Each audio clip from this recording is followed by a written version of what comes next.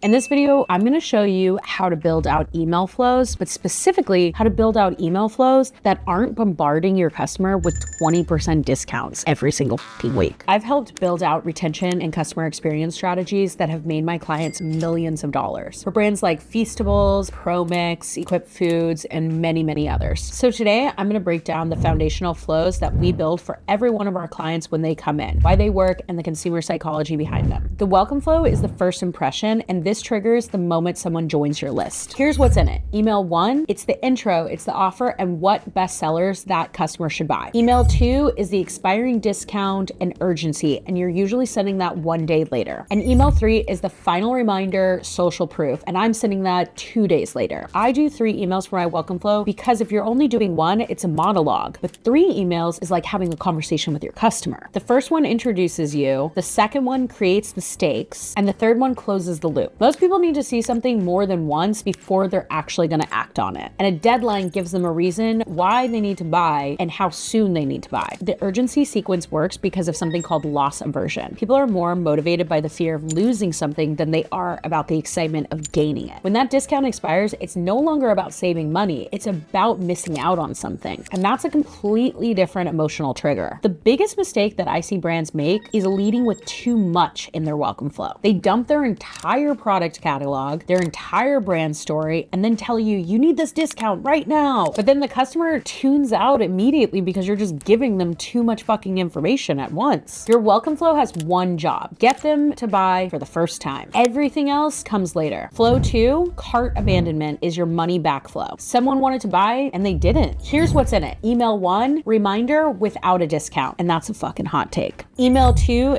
discount, urgency. Maybe you're sending that 4 to 12 hours later. Email 3 is the final reminder and greater urgency. I'm sending this 24 hours later. Email 4 is an alternative offer. Maybe it's free shipping or even a higher discount, and it's 2 days later. And email 5 is the final call, 3 days later. And the trick is, this is 5 emails, but they're all conditionally set to only send if somebody hasn't bought yet. Here's where this works. No discount in the first email because you're actually not even sure why they left. Maybe they got distracted. Maybe their phone died. Maybe they just navigated away to Instagram because we all have a little ADHD. This is the hot take. If you lead with a discount every single time somebody abandons their cart, all you're doing is training your customer to abandon their cart further and just get a free discount from you. The first email should just be a gentle reminder of what they left behind. The escalating offer sequence mirrors how we make decisions in real life. We hesitate, we get a nudge, we hesitate again, we get a better offer, and eventually something tips us over. Each email is designed to remove an objection. First, it's forgetfulness. Then it's price. Then it's shipping. Then it's urgency. You're peeling back the layers one by one. 5 emails until you realize that not everyone's going to see all 5 of those emails. Someone who has maybe opened email 2, then made a purchase, is going to exit this flow. You're not just sending 5 emails to someone. You're building a safety net that speaks to them at every one of their barriers. And the point is, nobody falls through. Flow 3, browse abandonment. This catches people who looked at your product but didn't end up at the cart. Here's what's in it. Email 1 is going to be a product reminder. I'm sending this within 20 minutes to 1 hour of them abandoning. Email 2 is another reminder with social proof, such as reviews or UGC. I'm sending this 1 day later. Email 3 is discount with some urgency, and I'm sending that 2 days later. The difference between browse and cart is intent. Someone who added to cart and then abandoned, maybe they just got cold feet, but someone who browsed and abandoned, maybe they just weren't convinced yet. That is a completely different conversation. Cart abandonment is about removing the friction, but browse abandonment is about building the desire. Reviews go into email 2 because at that point, you've already reminded them what they've left behind. Now you got to prove to them why they need it. Real customer experiences can do better than anything you can say about your own product. This flow matters the most for mid to high ticket products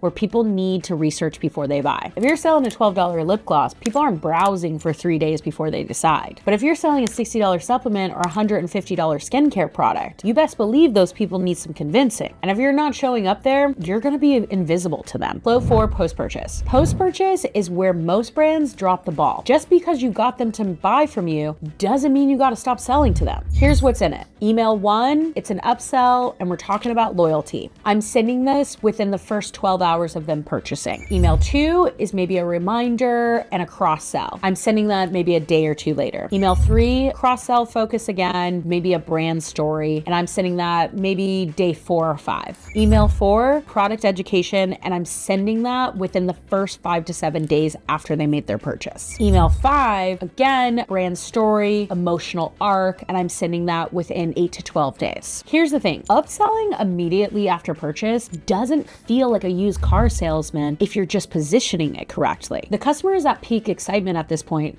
They just bought something that they really wanted. That is the highest trust moment in the entire relationship. A well-placed upsell that genuinely complements what they just bought doesn't feel salesy. It feels like a complementary product to their purchase. But the mistake is this: if you're upselling something that is random. The win is upselling something that completes their first purchase. The win is upselling something that makes their original purchase feel better. The educational email works because it's shifting your customer relationship between transactional to emotional. Once someone understands why something works, the science, the ingredients, the methodology, they become so invested within your product. That's what creates habit. And brand story is actually towards the end because trust has to be earned before it's told. If you lead with your founder's journey before that customer even has that product in their hand, they are not going to care as much as you think. But within 12 days, they've used it, they've had it, they've physically have touched your product, and they're more likely to be emotionally invested in your brand story. Flow 5,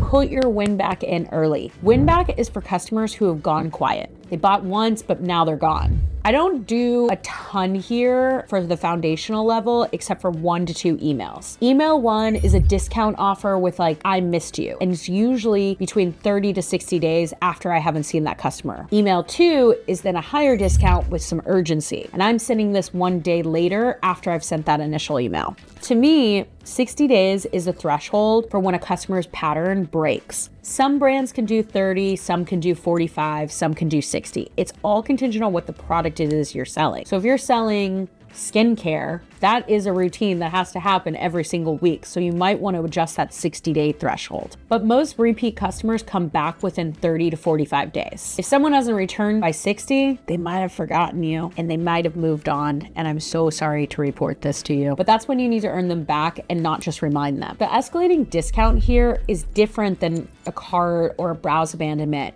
because the psychological reasons of why somebody left is completely different. A cart abandoner was warm. They just needed a little nudge.